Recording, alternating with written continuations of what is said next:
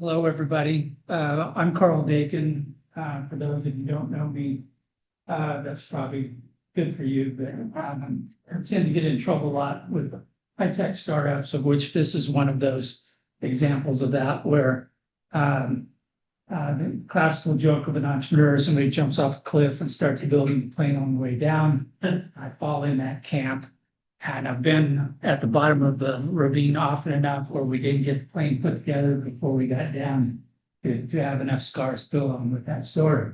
But I've been working with a company called Knowledge Avatars for several years, trying to help them forward as a new technology platform.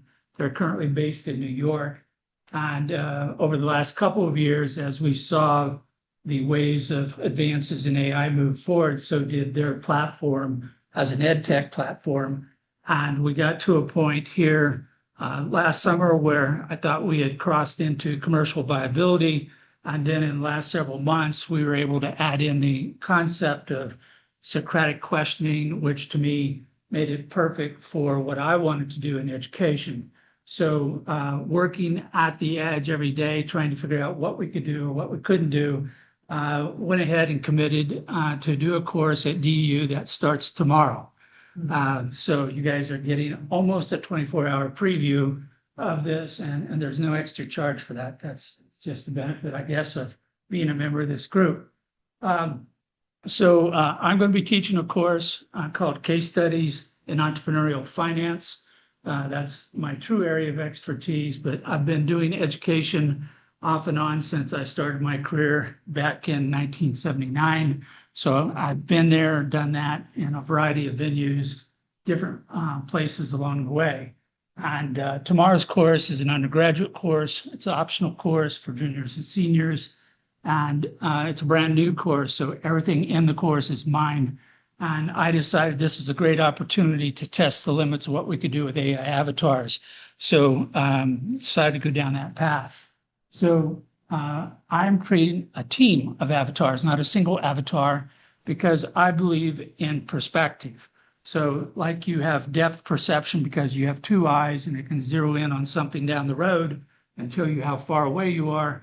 I believe almost any situation requires multiple looks in order to make sure we're all coming at it from the same way.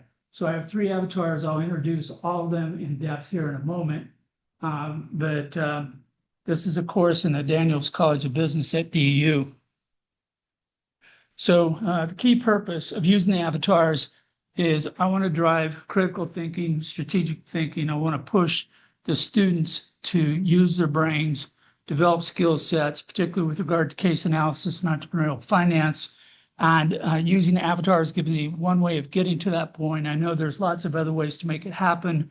Some are more manual. Some people may have some other tools that get you to the same place. But we're going to challenge the students. So part of it's in the design of the course, the way I've laid it out, the different ways they complete their assignments, certain things they'll have open access to anything under the sun to do an assignment, and other ones they're trapped into a narrow gauntlet where they have to go through an exam or a quiz or something, and they have to answer with whatever's between their ears. So we can get some testing there while they're also developing some of their own skills and using AI in concert with their education. So I'm using it in two different ways. One is to administer quizzes, surveys, and the exams. So they have to go online. They talk with the avatar. They're getting set questions, which I'll explain a little bit in a moment. And that information is collected. So it gives us a record of how they responded to the questions they were presented.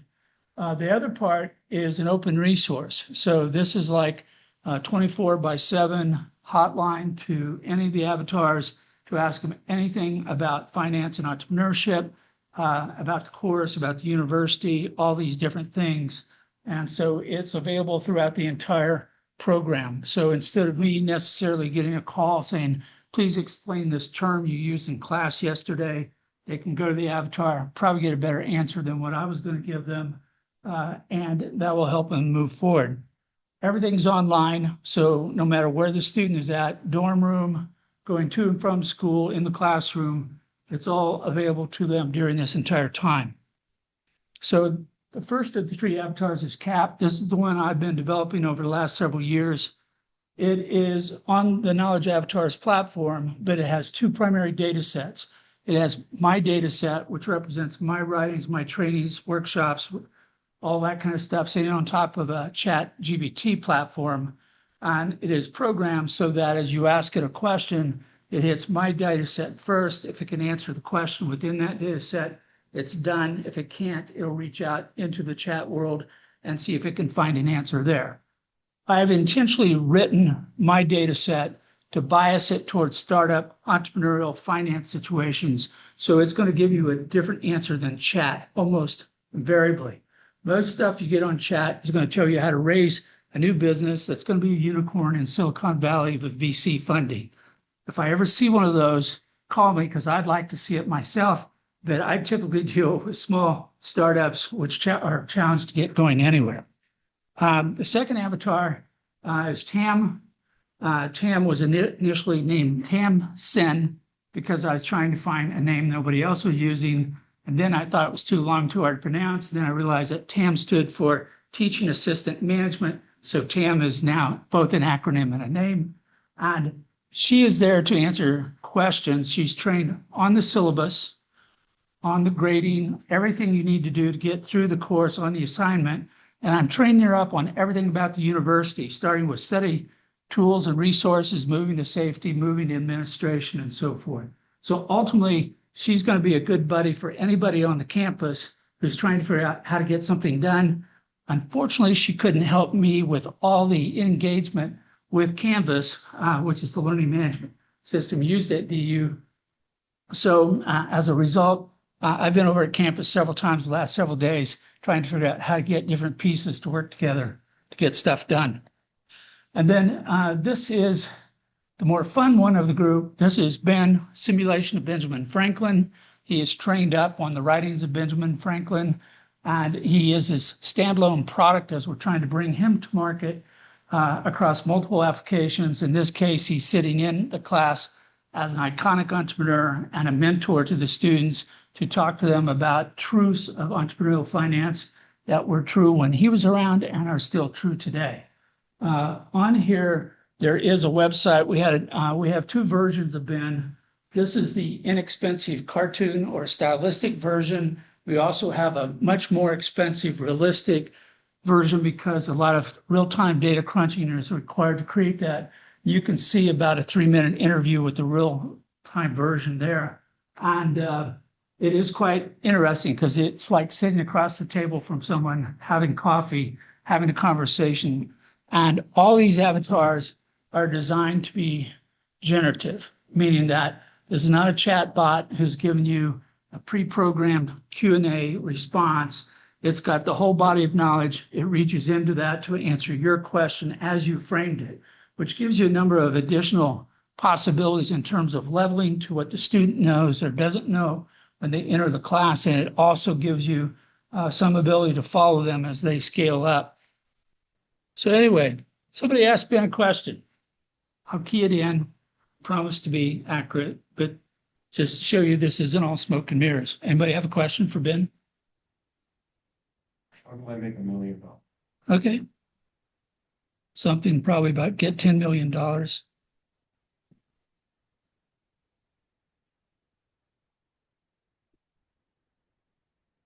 And it's very forgiving. I can miskey, misspell, leave out punctuation.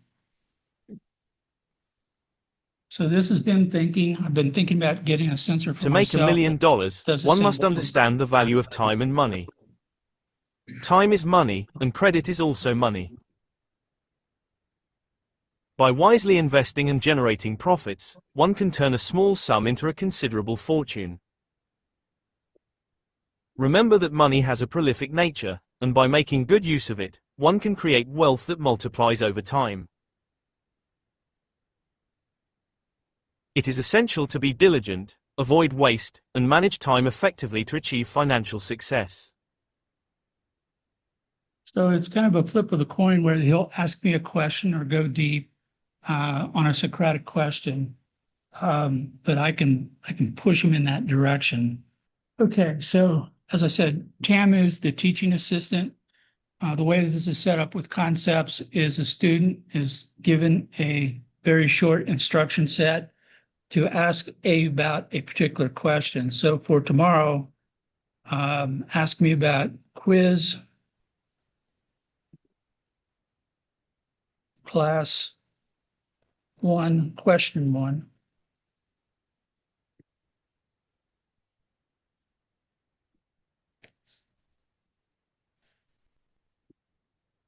What are your goals regarding this class on case studies in entrepreneurial finance? Yeah, so this is the question that the student has to answer. I can put in an answer, and no matter where I go with my answer, it's going to follow me down whatever path that happens to be. If I put in a really poor answer, I'll get pulled back over with some questions. I'll be told to clarify, complete the answer. But this gives me the interaction. We're going to have 3 questions, 3 responses, plus maybe a long lecture from Tam if she's in that mood of getting verbose. And I'll go, I want to get a degree.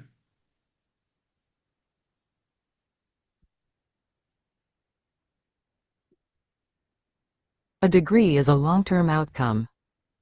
What are you trying to accomplish in this specific class right now? Yeah, so this is the Socratic questioning taking place. So if the student gives a lame answer, they're going to get held accountable for it immediately. And if I'd given a different answer, we would have gone this direction or that direction or the next. So this is kind of an illustration of what I'm doing in the class. I'm going to be doing the surveys, the quizzes, the exams, all using TAM. And I have a complete record of all that. Everything is going to be trapped inside the firewall, so to speak, of the university. We'll have all the records there. So if there's any challenge, appeal, question by the student, then I'll know it. We'll have a record to back it up. If I change the grade from what's recommended by the rubric used in Copilot, then I have to defend that change. Always, one of my challenges is I'm always trying to meet the students where they're at. And it's always hard because in this class, I may have people with little or no finance experience to people who've been working in finance as an adult. And it's a huge range to work with. So I can't leave anybody behind, but I also don't want it boring or not engaging to the student with more advanced knowledge. Avatars really have a good way of adapting to that because they respond to you as you work with them.